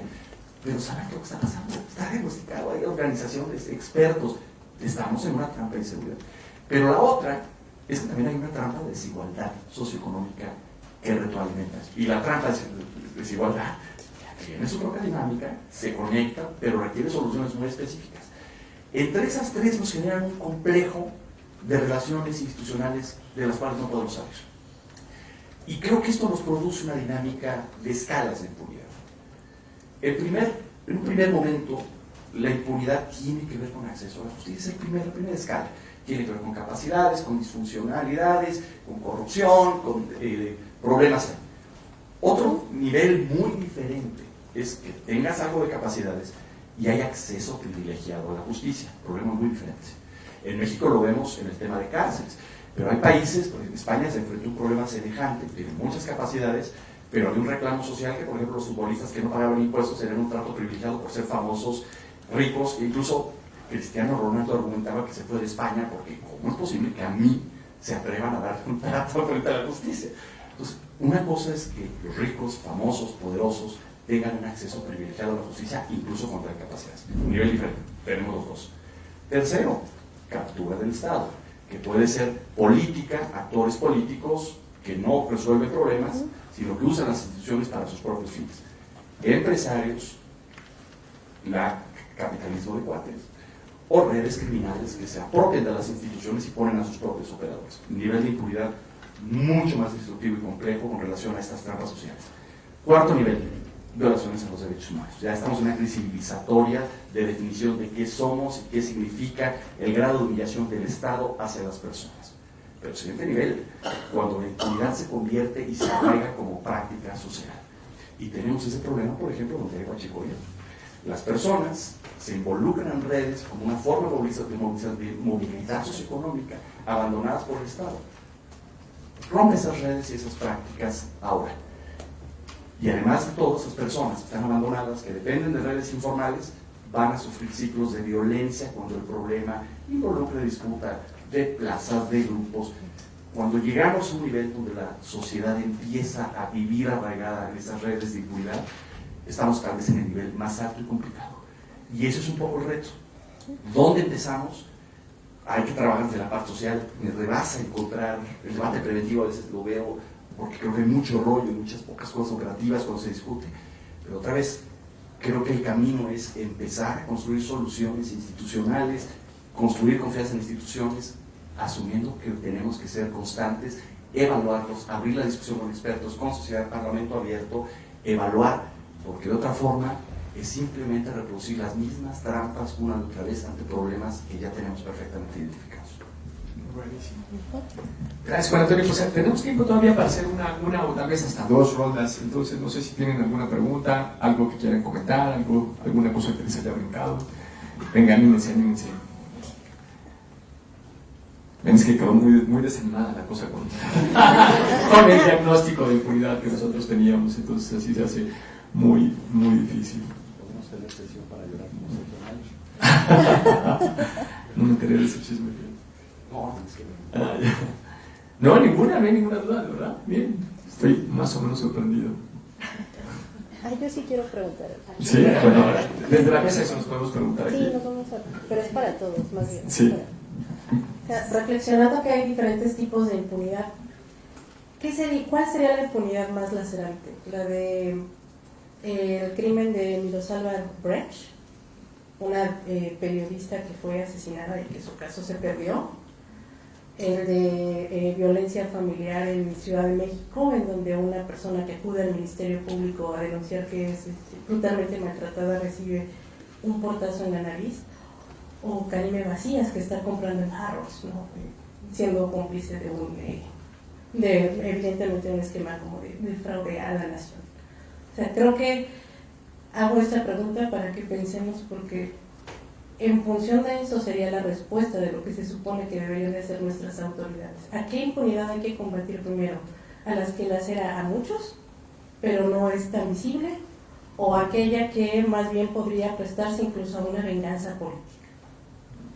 Bueno, por ahí también tenemos ya una mano levantada. Sí, Patriana. Sí, Daniela, tú hablabas de los juicios con perspectiva de género, y creo que ciertamente hablando del proceso, ¿no?, y cómo la impunidad recorre, pues ciertamente hablar de los jueces es importante, y ayer también lo mencionaban, de los elementos que toman finalmente para los juicios, ¿no? Y bueno, creo que lo que vemos es que conforme van avanzando las instancias nos encontramos en todo caso con jueces más especializados en ciertos casos, pero yo nada más saber si hay algún referente, algún estudio de este tema, o también tu opinión, o en términos de cómo capacitar o cómo tendríamos que especializar a esos jueces en términos de perspectiva de género, que ciertamente urge en estos momentos. Yo me voy a animar a hacer una. Ay, perdón. No, yo me voy a animar a hacerle una justamente a todos, ¿no? Que creo que nos ayuda un poco de la mano de lo que dice Vianey, y pensando los criterios o las jerarquías o por dónde le arrancamos, ¿no? Se encuentran al presidente Andrés Manuel en un elevador, ¿no? Van a subir con él 15 pisos, no, en el avión no, porque es demasiado tiempo, ¿no? En un elevador van a subir 15 pisos con el presidente, las voltea a ver, o los voltea a ver y les pregunta, ¿cómo ven al país? Y tienen 15 pisos para decirle por dónde puede entrar al programa de la impunidad, ¿no? Entonces, como para pensar ahora sí fuerte, ¿no?, el criterio de cómo jerarquizamos. Dani, Mike, propio, si quieres, si alguien más se anima, todavía damos a tiempo para recibir, y si no, hacemos la ronda. Ahí tenemos otra. Bueno, escuché que varios mencionaron de que sí se tiene que capacitar a las instituciones, no es creación de nuevas leyes, sino más bien políticas públicas y capacitarlos y todo esto, pero también llegaron a mencionar que también la ciudadanía, y más aquellos que ya han sido víctimas, tienen que volver a confiar. ¿Cómo exactamente? O sea, ¿qué estrategias hay para que vuelvan a confiar? Porque sí, o sea, puede haber un proceso en que se van a estar capacitando, pero durante ese proceso, ¿cómo van a hacer para que la ciudadanía se vuelva a acercar a las instituciones?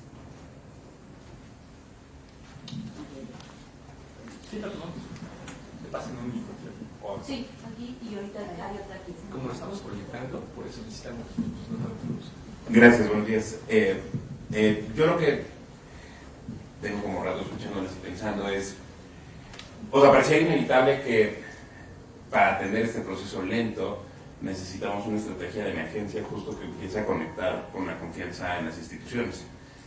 Y me deja la preocupación de que en el afán de poner, o sea, pienso estrategia de emergencia tipo el argumento de necesitamos poner la Guardia Nacional para que ahorita pare todos los golpes, y entonces en lo que construimos policías y pasan los años y no. Pero, o sea, justo tengo el problema de, pues es que claro, cualquier estrategia de emergencia, pues por parte de menos la clase política tendrá la tentación de que el plan de emergencia se quede como el plan, pues para siempre, ¿no?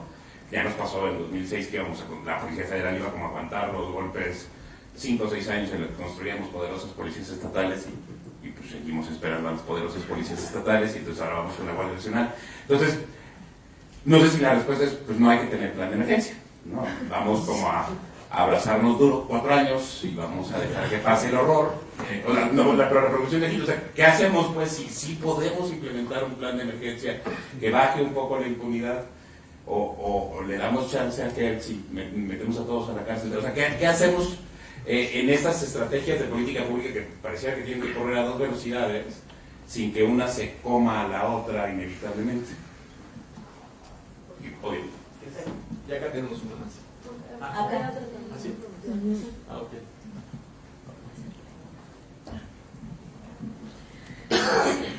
A mí para introducir un poquito el tema de la siguiente conversación, me gustaría pensar en las instituciones de México y en los últimos años, ¿no? Porque viéndole desde lejos y desde fuera, a mí me parece que se hicieron en México unos avances extraordinarios, ¿no? Y no olvidamos que desde 2000 hasta ahora, 20 años, ¿no? México ha tenido el mejor sistema de transparencia de información en América Latina. El INAI de México es como modelo. México ha tenido, por ejemplo, el primer modelo de UMECAS, de unidades de medidas cautelares para el Código Procesal Penal de América Latina, ¿no? México tiene el más caro sistema de derechos humanos, la más cara Comisión de Derechos Humanos de América Latina. México tiene un sistema anticorrupción nacional. México tiene un sistema de atención a víctimas nacional. México tiene un sistema de búsqueda nacional, ¿no? Y puedo hacer, México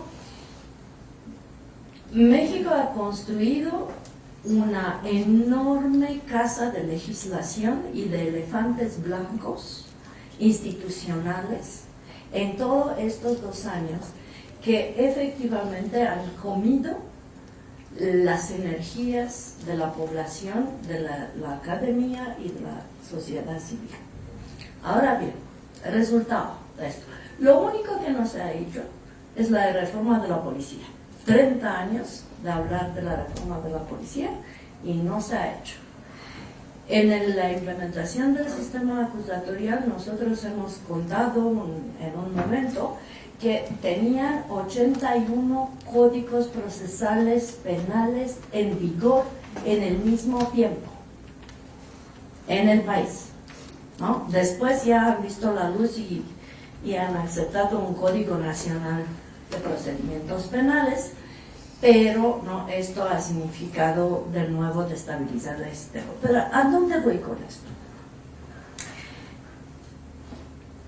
Lo que vemos después de todo esto, y déjame decir una cosa más. México ha implementado medidas de justicia transicional, ha hecho un FEMOSP para la guerra sucia, ¿ya? ¿Recuerdan? Ha hecho una comisión de verdad para Guerrero, ha hecho otra comisión de verdad para Oaxaca, ha hecho un mecanismo internacional que fue el GIEI para el Chinapa. Pregunta, ¿qué resolvió con todo esto?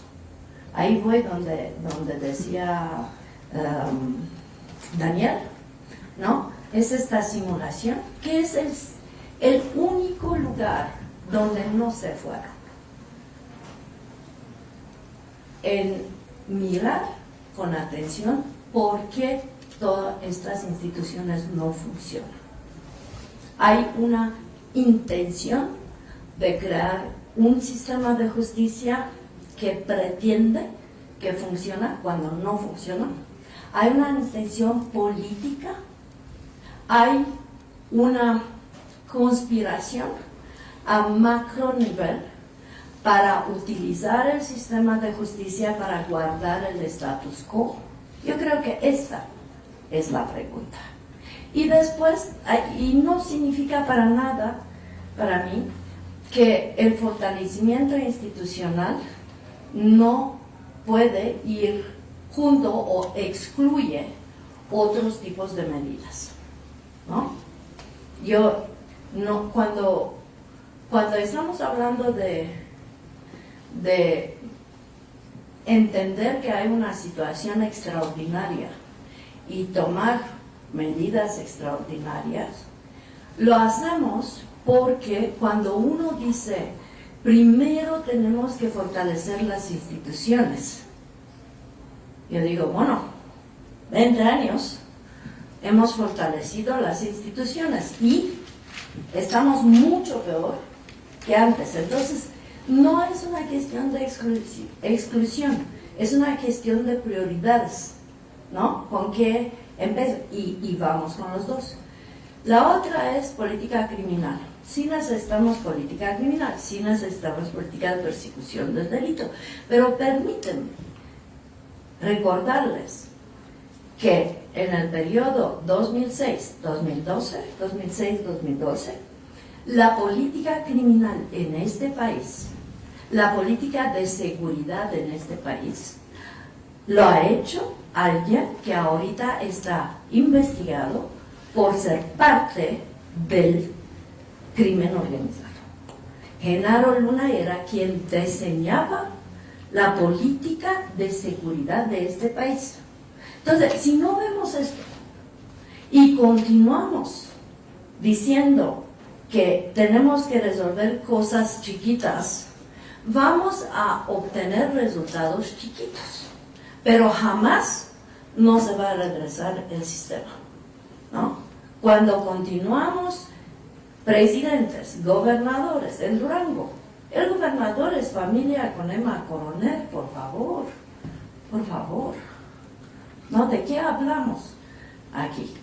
Humberto Moreira, ¿no? Tiene Yarrington, Reita, ¿no? Toda esta gente que han hecho las políticas públicas de sus estados y del estado en general.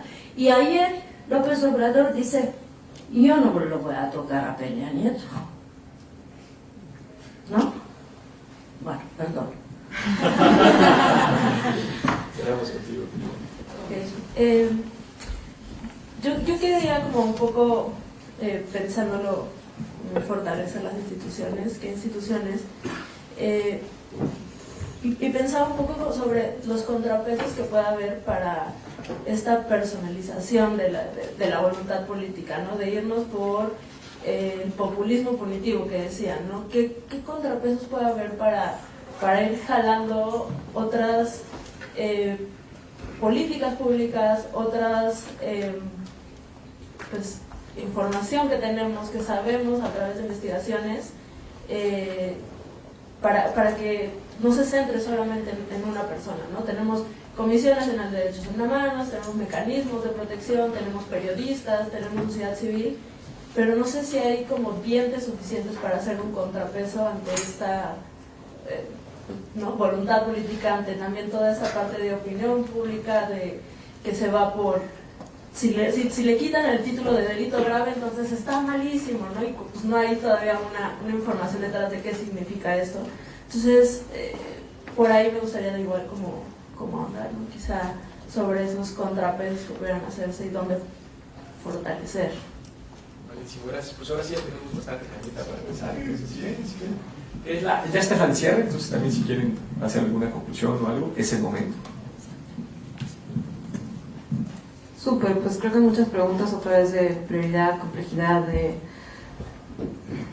en qué estamos, ¿no? Yo sí me voy a quedar con el lado optimista, la verdad es que yo creo que no sirve de nada decir o quedarnos con, sí, definitivamente hay redes de macrocriminalidad, hay muchísima corrupción a todos los niveles, pero creo que también es hacer un diagnóstico equivocado, creer que todo es eso y que todo el sistema público de este país está cooptado por estos sistemas.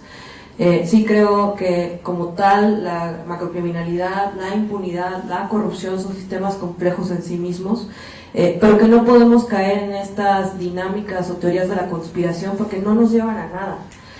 Si alguien tenemos un problema de un fenómeno de macrocriminalidad en un estado, pues vamos a entrarle.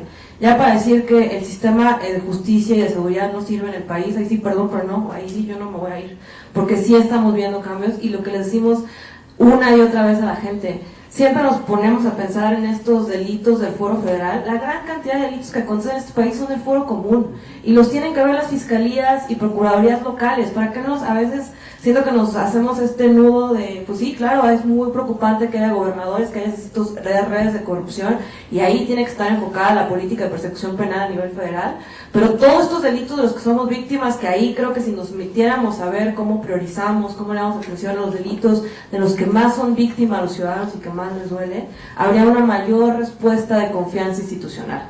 Ahí es lo que les digo, a veces nada más el hecho de que te puedan atender como en Guanajuato, que literal tú llegas, tú tienes tu turno de espera y sabes en qué momento va a ser atendido por el Ministerio Público, es muchísimo a veces más reconfortante a saber si te van a, porque más muchos delitos que realmente van a denunciar a los ciudadanos a veces es robo de autotransporte, bueno, robo de autopartes, que se le roban el celular, algún documento. Entonces, esas respuestas, a veces es una respuesta muchísimo más fácil que le puede regresar la confianza a la ciudadanía y que también tenemos que entrarle, y eso es una de las cosas que sí creo que hay que salir, ¿no? Sí creo que es extremadamente preocupante la situación que estamos viviendo de redes de macrocriminalidad, de corrupción a muchos niveles, de feminicidio, de homicidio, pero yo sí no lo pondría en una cosa de prioridad respecto a la empatía que tenemos a estos casos, porque creo que eso es lo que están usando las autoridades en este momento para ofrecernos esta respuesta institucional de populismo penal que no funciona. Y yo siempre les digo, o sea, creo que tenemos la capacidad empática como seres humanos para estar preocupados y extremadamente afligidos por muchos fenómenos a la vez, pero reconociendo las diferencias. A mí me preocupa extremadamente el tema de violencia de género. Eso no quiere decir que voy a dejar de ver el tema de homicidio doloso en el país y que sé que son fenómenos completamente distintos de a nivel nacional y en cada uno de los estados, y creo que a esas diferenciaciones tenemos que entrarle. Sí creo que ya para hablar de priorización y cómo hacemos para priorizar, ahí sí vamos a tener que tener una discusión respecto a delitos que son altamente complejos para investigar, delitos que acontecen en una gran cantidad que tal vez son de menor impacto, pero que sí están ocurriendo mucho en muchos estados, y delitos de impacto social, y que creo que respecto a estos tres puntos sí se podría hacer una política de persecución penal tanto a nivel local como a nivel federal, porque muchas veces los delitos de alta complejidad involucran redes de delincuencia que no solo están en un estado, entonces que se tienen que hacer una cantidad de política criminal que articule los esfuerzos de las distintas instituciones de seguridad para hacerle frente. Y pues sí, vamos a tener que entrarle al tema de que pues sí, muchas veces estos sistemas de justicia no funcionan porque están cooptados por otras redes, pero yo sí creo que así como hay redes dentro de las propias instituciones, hay redes de funcionarios que están intentando hacer su labor, y redes de fuera de sociedad civil que también estamos intentando. Creo que también hay que reconocer la complejidad que esos esfuerzos por luchar contra estas redes de macrocriminalidad también conllevan. Y sí creo que es muy preocupante caer, a mí sí me preocupa mucho caer como en estos en lo que se llamaría el outliner, ¿no? O sea, siempre que yo escucho respecto a contraargumentos de violencia de género o de que se pueden hacer las cosas de distintas en este país, escucho argumentos que se refieren a casos aislados que no responden a la complejidad y realidad que estamos viviendo. Entonces sí, cuando escucho de violencia de género de que, bueno, pero ¿qué hay de las mujeres que estaban intentando conseguir algo de esa relación? ¿O qué hay de las mujeres que estaban en una relación consensuada? Y que es como decir, claro que hay esos casos, claro que hay casos también de mujeres que también son violentas con otras mujeres, de mujeres que inventan estos casos, pero no pueden agarrar eso para intentar demeritar una cantidad de violencias que estamos viviendo todos los días. O sí, los casos de los gobernadores, pues sí, claro que es muy preocupante, pero de eso a tirar todo el sistema de justicia mexicano, pues ahí sí creo que no, o sea, yo no le apostaría a eso. Entonces sí me referiría a eso, ¿no? Sí tenemos que discutir la complejidad de los delitos a los que nos estamos enfrentando, la cantidad de delitos que acontecen en el país para darnos cuenta que se pueden con una política de persecución penal dar respuesta a muchos que son de bajo impacto y el impacto que tienen estos delitos. Yo sí creo que si le diría algo al presidente en este elevador es haga una política criminal respecto al homicidio doloso en el país. Eso sí es un tema que creo que tenemos que entrarle todos ya como ya. Sí creo que si no empezamos a resolver la cantidad de homicidios dolosos, no solamente para prevenirlos, sino dar justicia a las que ya están aconteciendo, no vamos a poder salir del atolladero de injusticia en el que estamos viviendo. Bueno, primero respondo a la pregunta particular. Si hay estudios de capacitación en género, pero ahorita no recuerdo alguno, entonces si me das tu correo te los puedo buscar, y hay organizaciones que se enfocan como a eso. A mí en lo personal, en mi experiencia personal capacitando a funcionariado, el problema que yo me he topado es que tienes gente que asiste muy consciente y sí toma la información y salen súper pilas, y hay otros que saben qué contestar porque además todos los años van al mismo curso de género, pero te mientan la madre, perdón. O sea, se dedican además a sabotearte el curso.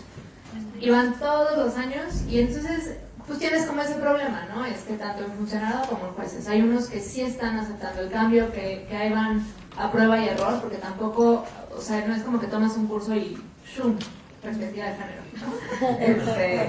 Pero van haciendo como sus intentos y van mejorando. Exacto. Entonces, sí es como un proceso, pero pues para mí esa es la dificultad. ¿Cuál sería la solución? Por ejemplo, las universidades, los abogados justamente no tienen clase obligatoria de perspectiva de género. ¿Cómo vas a formar jueces o abogados con perspectiva de género si no tienen esa materia obligatoria? Yo empezaría por ahí, ¿no? Sí, capacitemos a las otras generaciones que ya están fuera y que ya están haciendo el trabajo, pero también formando a las que van saliendo, y eso es lo que hablo con cambios sociales y culturales, ¿no? Y no es nada más el tratar de aventar la política pública a después. De todas las demás, de cómo recobrar confianza, lo de los elefantes blancos, contrapesos,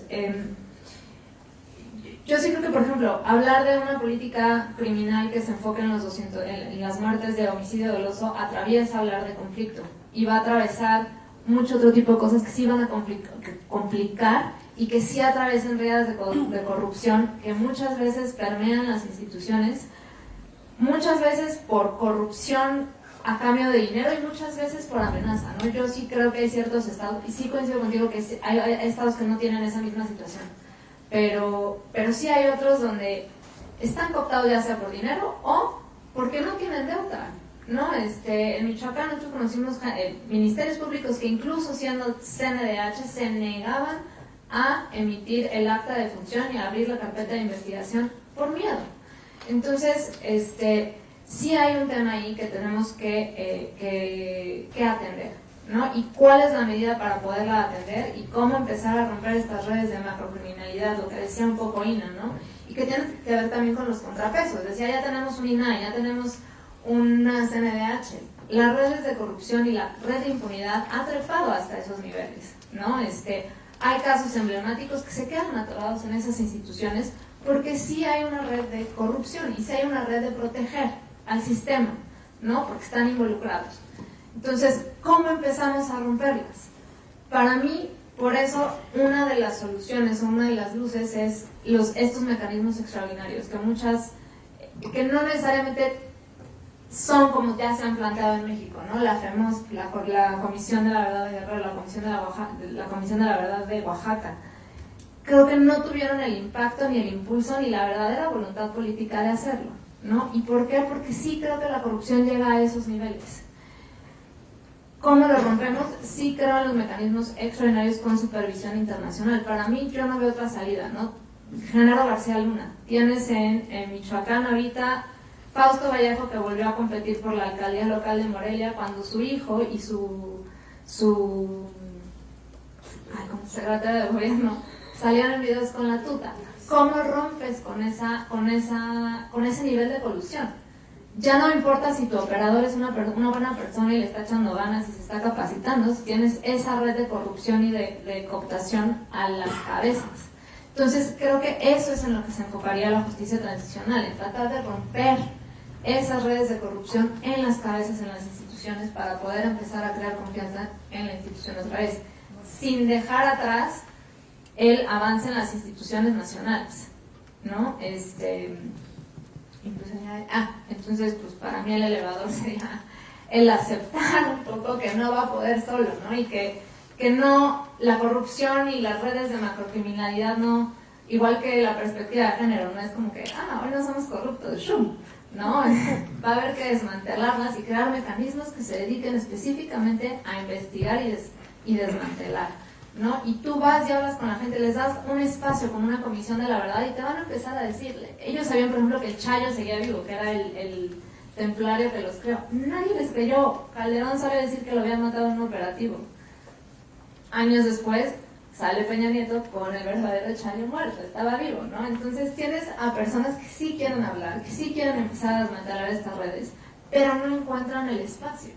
Y sí creo que ahorita un espacio nacional, unas instituciones nacionales que están totalmente desacreditadas, no van a ser necesariamente la vía, ¿no? Creo que tienen que ir de la mano. Yo no creo que vayan peleadas y creo que las dos apuestas son crear cambios a largo plazo. Entonces por ahí van mis respuestas.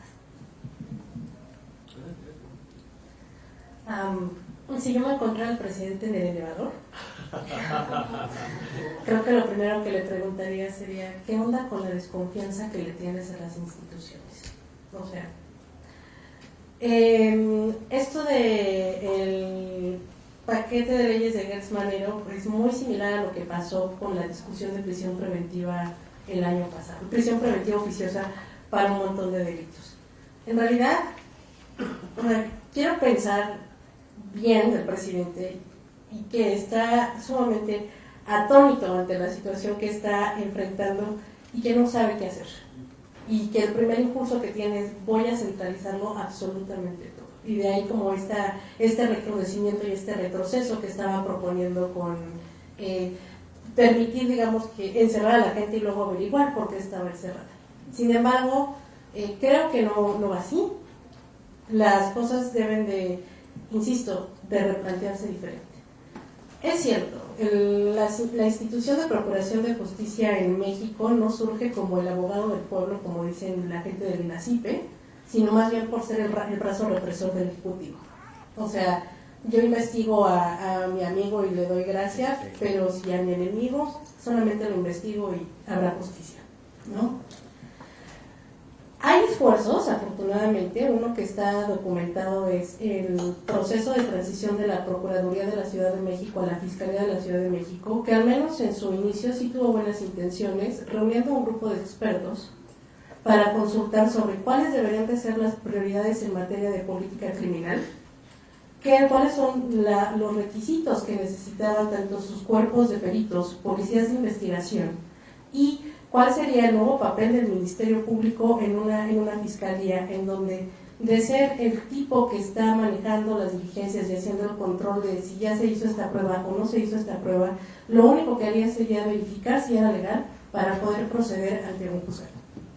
Al menos en las intenciones, me parece muy bien que este sería un claro ejemplo de cómo una institución que es monolítica en apariencia sí puede empezar a generar cambios. Quizá no sean repentinos, pero pues por lo menos unos 4 años más tendremos que dar la oportunidad de ver si está cambiando o si está pasando. Entonces al señor presidente lo que le diría es frene sus reformas, métalas a la trituradora de papel de los 4 años para poder cambiar esto. Si me encontrara en el elevador, el punto de partida.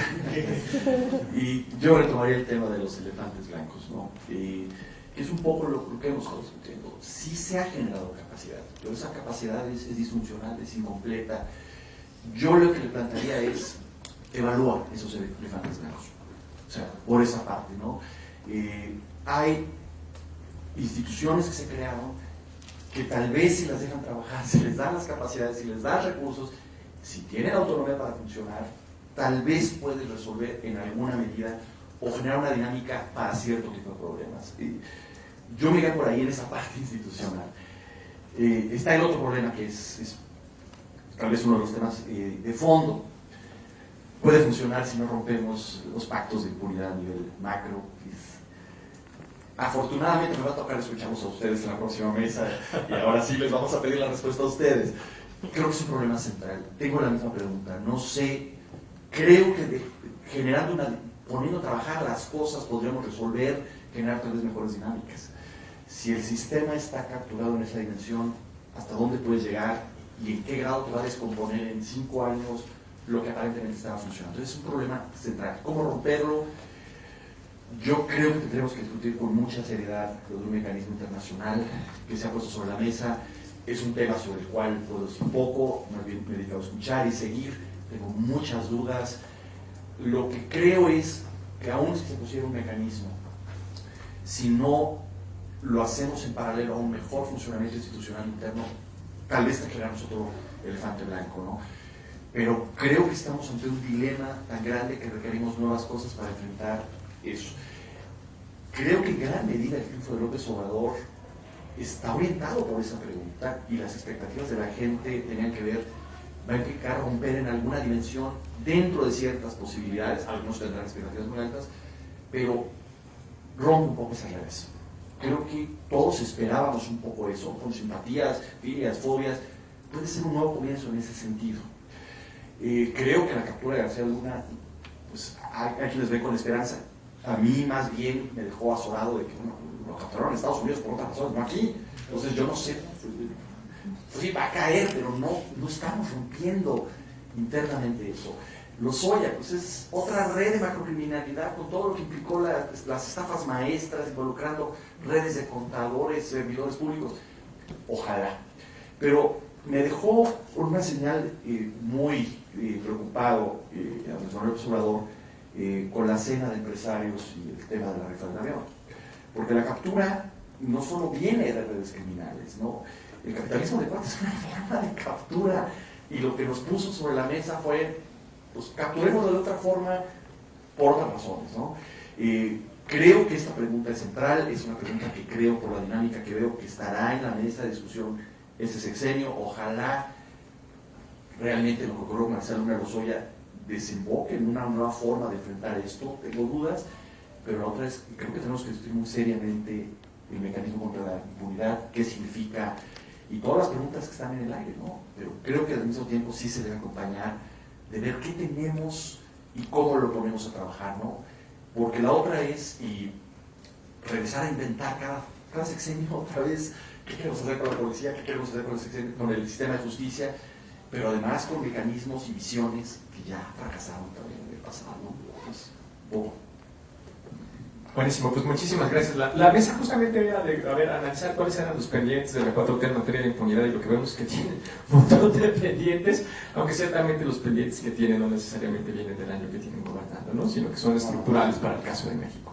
Entonces, Irene, Daniel, Antonio, Yané, muchísimas gracias. Un aplauso para y si les parece, nos tomamos entre 10 y 15 minutitos de descanso para después regresar a la última de las mesas de la sesión. Gracias.